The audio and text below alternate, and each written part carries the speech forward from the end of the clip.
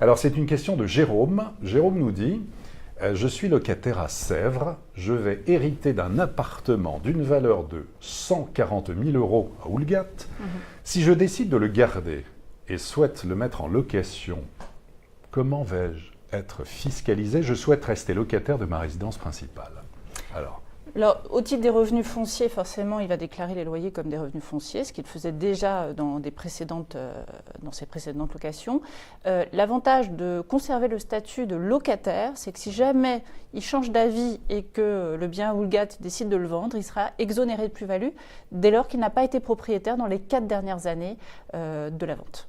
D'accord, donc ça c'est à prendre en compte.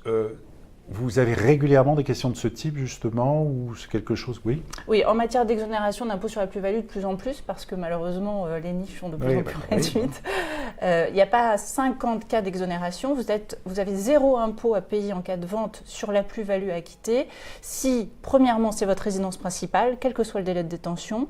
Deuxièmement, si vous êtes propriétaire depuis plus de 30 ans du bien que vous vendez, résidence principale ou pas, on s'en fiche.